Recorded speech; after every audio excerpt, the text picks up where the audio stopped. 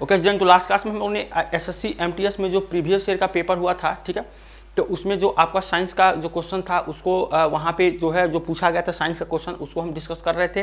तो हमारा जो था इसमें सेट फर्स्ट कंप्लीट हो चुका था। ये हमारा आज का जो क्लास है सेट 2 में, ठीक है। और यहाँ पे देखेंगे अगस्त 2021 से, ठीक है, 2021 से लेकर नवंबर आपको 2021 तक का जो भी इसमें क्वेश्चन पूछा गया है एमटीएस में साइंस से रिलेटेड जो क्वेश्चन पूछा गया है उसको यहाँ पे डिस्कशन करेंगे। और इसका एक सेट और होगा जिसको जितना भी हमारा जो और भी डेट में क्वेश्चन जो पूछा गया है शिफ्ट वाइज, ठीक है, उसको हम यहाँ पे क्वेश्चन को देख लेंगे।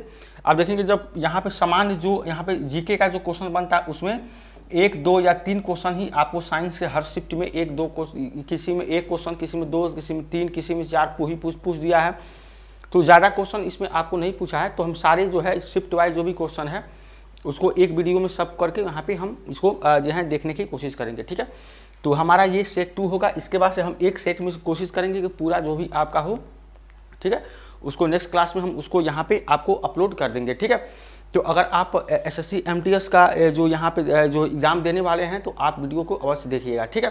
तो देख लेते हैं क्वेश्चन को। यहाँ पे क्वेश्चन आपका है यहाँ पे ये है कि वह पदार्थ है, ठीक है, वह पदार्थ है जिसमें आपकी प्रतिरक्षा प्रणाली, ठीक है, उसके विरुद्ध एंटीबॉडी का उत्पादन करती है, ठीक है। तो जो प्रतिरक्षा प्रणाली उसके विरुद्ध में एंटीबॉडी का यहाँ पे उत्पादन करती है, ये क्या होती है, एंटीजन होती है, ठीक है। जो एंटीजन होती है वो क्या करती है, हमारी जो शरीर की प्रतिरक्षा प्रणाली होती है उसमें क्या होती है, जो आपका जो एंटीबॉडी है उसको क्या करती है, उसको पैदा करने के लिए एक्टिवेट करती है, ठीक है, जो कि क्या करता है वो आपको रोगों से बचाता है, ठीक है। तो इसका जो आंसर हो जाएगा क्या हो जाएगा, एंटीबॉडी का उत्पादन करती है, कौन सा ये करता है, एंटीजन होता है, ठीक है। तो इसका ऑप्शन नंबर ए आंसर हो जाएगा, ठीक है। देखिए इस डेट में आपका है, डेट आगे पीछे हो सकता है लेकिन आपको शिफ्ट वाइज जो है यहाँ पे क्वेश्चन जो भी पूछा गया था जिस भी डेट में उसको यहाँ पे हम देख रहे हैं, ठीक है। इसके बाद देखिए आपका है कि प्रत्येक किलोग्राम पर पृथ्वी का गुरुत्वाकर्षण बल लगभग कितना होता है, ठीक है। तो प्रत्येक किलोग्राम पर पृथ्वी का जो बल होता है कितना होता है, 9.8 वहाँ पे होता है। लेकिन यहाँ पे आपको डायरेक्ट क्या लेंगे, 10 न्यूटन यहाँ पे ले लेंगे, ठीक है, 10 न्यूटन यहाँ पे ले लेंगे। इसका आंसर हो जाएगा 10 न्यूटन, ठीक है। इसके बाद देखेंगे नेक्स्ट क्वेश्चन।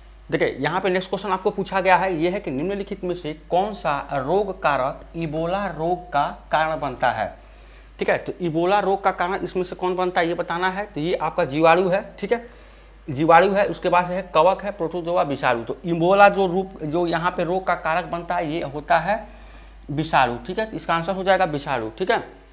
और इबोला रोग में क्या होता है आप देखेंगे, इसमें ये होता है कि शरीर के अंदर जो है अंदरूनी क्या होता है, रक्तस्राव होने लगता है, जिससे जो मरीज होते हैं, ठीक है, जो रोगी होते हैं उनका क्या होता है, जो वहाँ पे मृत्यु हो जाती है, ठीक है, इस रोग के कारण, ठीक है। और जो इबोला जो रोग है ये हुआ था इबोला नदी के किनारे एक गाँव था, ठीक है, इबोला नदी। तो इबोला नदी यहाँ पे है, इबोला नदी ये कहाँ पड़ता है, कांगो गणराज्य में पड़ता है, कांगो गणराज्य में, ठीक है, कांगो गणराज्य में ये पड़ता है। तो यहाँ पे इबोला नदी के किनारे एक गांव था, ठीक है, उसमें आपको 1976 ईस्वी में इसकी पहचान हुई थी इबोला की, यहाँ पे इबोला जो रोग है, ठीक है। तो इबोला नदी के जो कांगो गणराज्य में पड़ता है और इसका जो है 1976 ईस्वी में, ठीक है, इसका वहाँ पे पहचान हुआ था। तो यहाँ पे आपको बेसिक पूछा गया था कि इबोला रोग का जो कारण क्या बनता है वो होता है विषाणु, ठीक है, इसको आप याद रखिएगा। इसके बाद से आपका क्या है, यहाँ पे नेक्स्ट क्वेश्चन है कि पौधे किस प्रक्रिया के द्वारा हवा में पानी छोड़ते हैं, ठीक है। तो यहाँ पे आपका क्या जो वाष्पोत्सर्जन, ठीक है, यहाँ पे इसके कारण क्या करते हैं, ये जो पौधे होते हैं हवा में पानी को छोड़ते हैं, ठीक है। इसके बाद नेक्स्ट क्वेश्चन देखिए यहाँ पे नेक्स्ट क्वेश्चन आपको पूछा गया है कि डाल्टन के परमाणु सिद्धांत के अनुसार, ठीक है, डाल्टन के परमाणु सिद्धांत के अनुसार यहाँ पे परमाणु और यहाँ पे आपको खाली स्थान होगा, ठीक है, कि इनमें सबको बताना है कि परमाणु जो है आपको प्रोटॉनों और वो न्यूट्रॉनों यौगिकों, ठीक है, को बनाने के लिए लघु पूर्ण संख्याओं के अनुपात में संयोजित होते हैं, ठीक है। तो यहाँ पे परमाणु क्या होगा, ये होगा आपका यौगिक। इसका आंसर हो जाएगा यौगिकों को, यहाँ पे यौगिकों को बनाने के लिए, यानी कि यहाँ पे डाल्टन के परमाणु सिद्धांत के अनुसार परमाणु यौगिकों को बनाने के लिए लघु पूर्ण संख्याओं के अनुपात में संयोजित होते हैं, ठीक है। तो इसका आंसर हो जाएगा यौगिकों, ठीक है। और डाल्टन के जो परमाणु सिद्धांत है ये क्या बोलता है कि यहाँ पे कि जो प्रत्येक जो यहाँ पे एलिमेंट होते हैं वो अत्यंत सूक्ष्म कणों से मिलकर बने होते हैं, ठीक है, जिसे किसी भी भौतिक या रासायनिक विधि द्वारा इसको विभाजित नहीं किया जा सकता, ठीक है। ये होता है डाल्टन का जो है परमाणु सिद्धांत, ठीक है। तो इस तरह से इसको याद रखिएगा कि जो है किसके अनुसार यौगिकों के जो है यहाँ पे परमाणु यौगिकों को बनाने के लिए लघु पूर्ण संख्याओं के अनुपात में संयोजित होते हैं, ठीक है। इसको याद रखिएगा, ये हो जाएगा ऑप्शन नंबर डी, ठीक है। और इस डेट में ये क्वेश्चन पूछा गया था। इसके बाद देखिए नेक्स्ट क्वेश्चन आपको यहाँ पूछा गया है कि ऑर्निथोलॉजी किससे संबंधित है, ठीक है। तो ऑर्निथोलॉजी जो है ये आपका किससे संबंधित है, पक्षियों के से संबंधित होता है, ठीक है। तो पक्षियों का जो अध्ययन होता है इससे संबंधित है ऑर्निथोलॉजी, ठीक है। इसी तरह से है आपका ये आपका सरीसृप किससे होता है, ये होता है आपको यहाँ पे जो है ये हर्पेटोलॉजी ये होता है आपका, ठीक है, हर्पेटोलॉजी, ठीक है। सरीसृप उभयचरों का अध्ययन हर्पेटोलॉजी। मछली का अध्ययन किससे होता है, इक्थियोलॉजी इसको बोलते हैं, इक्थियोलॉजी, ठीक है। इसके बाद है कीटों का अध्ययन किसका होगा, एंटोमो, ठीक है। नेक्स्ट क्वेश्चन आपको यहाँ पूछा गया है, ये है कि आपका जिंक प्लस सल्फ्यूरिक अम्ल, और यहाँ पे जिंक प्लस सल्फ्यूरिक अम्ल, ये देखिए यहाँ पे आपको तीर का निशान रहेगा, मतलब यहाँ पे ये आपका रिएक्जेंट है, अभिकारक है, ये आपका प्रोडक्ट होगा कि जिंक प्लस सल्फ्यूरिक अम्ल और जिंक सल्फेट और प्लस यहाँ पे क्या बनेगा, ठीक है। मतलब आपका जो अभिक्रिया यहाँ पे देखेंगे कि ये है आपका जिंक Zn, ठीक है। सल्फ्यूरिक अम्ल ये कितना होता है, इसका फार्मूला H2SO4 होता है, ठीक है। अब इस तरह से आपका ये है, ठीक है। अब जिंक सल्फेट यानी कि ZnSO4 ये होता है जिंक सल्फेट, प्लस यहाँ पे आपको खाली स्थान यहाँ पे दिया गया कि यहाँ पे क्या होगा, ठीक है। तो यहाँ पे जो आपको बनेगा ये क्या बनेगा, देखिए यहाँ पे जिंक सल्फेट, यहाँ पे हाइड्रोजन है H2, तो ये आपका क्या हो जाएगा, H2 हाइड्रोजन बन जाएगा। इसका आंसर नंबर क्या हो जाएगा, डी यहाँ पे हो जाएगा, ठीक है। इस तरह से बहुत आसान था ये, ठीक है। यहाँ पे आप थोड़ा सा सुधार लीजिए, ये आपका तीर का निशान यहाँ पर रहेगा और ये आपका ये अभिकारक, ये आपका प्रोडक्ट यहाँ पे हो जाएगा उत्पाद, ठीक है। तो यहाँ पे देखेंगे इस क्वेश्चन, देखिए नेक्स्ट क्वेश्चन आपको यहाँ पूछा गया है कि निम्नलिखित में से कौन सी बीमारी प्रदूषित पानी पीने के कारण नहीं होता है, ठीक है। ये पूछ रहा है कि प्रदूषित पानी पीने के कारण कौन सा इसमें बीमारी नहीं होता है। तो टाइफाइड है, मोनोजाइटिस है, कालरा है, रेबीज है, ठीक है। तो ये आपका आंसर क्या हो जाएगा, रेबीज। और रेबीज किसके कारण होता है, ये कुत्ते के जो कुत्ते होते हैं उनके काटने की वजह से होता है, ठीक है। बिल्ली के काटने की वजह से, बंदर के काटने की वजह से, ठीक है, बिल्ली बंदर के काटने की वजह से ये आपकी बीमारी होती है रेबीज, ठीक है। तो इसको याद रखिएगा, ऑप्शन नंबर डी इसका आंसर हो जाएगा। इसके बाद देखिए नेक्स्ट क्वेश्चन है यहाँ पे, मानव शरीर में भोजन का पाचन निम्नलिखित में से किस अंग से शुरू होता है, ठीक है। तो जो भोजन का पाचन जो होता है ये किससे होता है, मुख से होता है, ठीक है, मुख से ये होता है। ऑप्शन नंबर ए यहाँ पे इसका आंसर हो जाएगा, ठीक है। इसके बाद देखिए नेक्स्ट क्वेश्चन यहाँ पे, देखिए नेक्स्ट क्वेश्चन आपको यहाँ पूछा गया है कि निम्नलिखित में से कौन सा एक पौधों में कोशिका विभाजन की क्षमता यहाँ पे रखता है, ठीक है। तो पौधों में कोशिका विभाजन की जो क्षमता है ये आपका option number A parenchyma, sclerenchyma और जाइलम और शीर्ष विभाजक, ठीक है। तो जो पौधों में जो कोशिका के विभाजन की जो क्षमता रखता है ये क्या रखता है, शीर्ष विभाजक, ठीक है। इसको याद रखिए, इस आंसर हो जाएगा ऑप्शन नंबर डी शीर्ष विभाजक, ठीक है।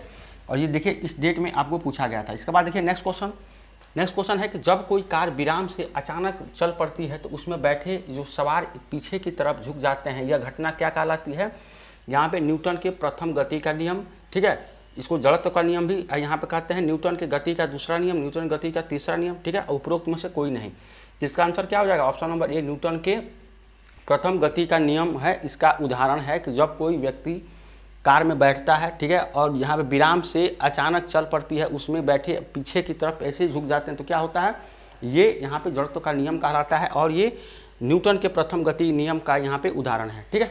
इसको याद रखिएगा, ठीक है। इसके बाद देखिए नेक्स्ट क्वेश्चन आपको यहाँ पूछा गया है कि निम्नलिखित वैज्ञानिकों में से किसने उत्प्लावन के नियमों का खोज किया, ठीक है।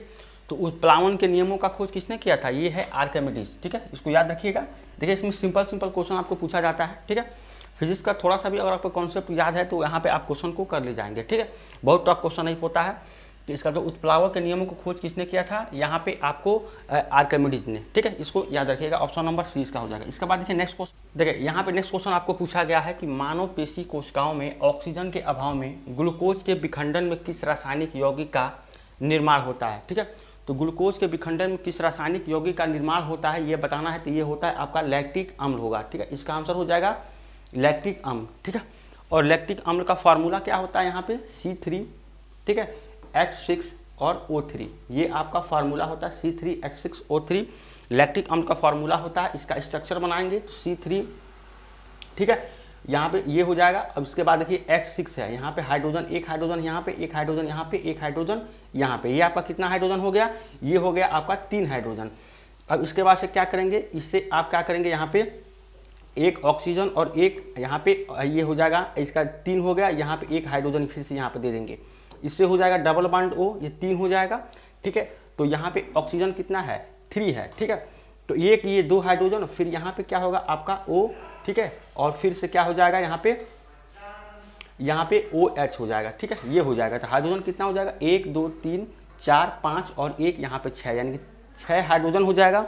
कार्बन कितना है, 1 2 3, 3 कार्बन और 3 यहाँ पे ऑक्सीजन हो जाएगा, ठीक है। तो इसका जो है आंसर हो जाएगा यहाँ पे, ये हो जाएगा लैक्टिक अम्ल, इसका आंसर हो जाएगा ऑप्शन नंबर A, ठीक है। तो इस तरह से इसको आपको देखना है। इसके बाद देखिए ये आपका क्या है, मेथेनॉल है। तो मेथेनॉल का फार्मूला क्या होता है, CH3OH होता है, इसका भी स्ट्रक्चर बना लीजिएगा। ये देखिए CO2 होता है, कार्बन डाइऑक्साइड, ये आपका एथेनॉल होता है, ठीक है, एथिलेल के बाद C2H5OH, ठीक है, इसका फार्मूला होता है, ठीक है। इस तरह से आप इसको याद रखिएगा, ठीक है।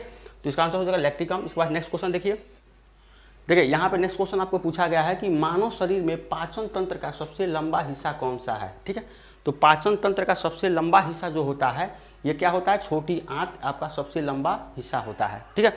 और वयस्क स्त्री और वयस्क जो पुरुष में आपका जो इसका जो लंबाई होता है अलग अलग होता है, ठीक है। अगर वयस्क पुरुष की बात करें, ठीक है, पुरुष की बात करें तो ये आपका कितना होता है, 6.9 मीटर होता है।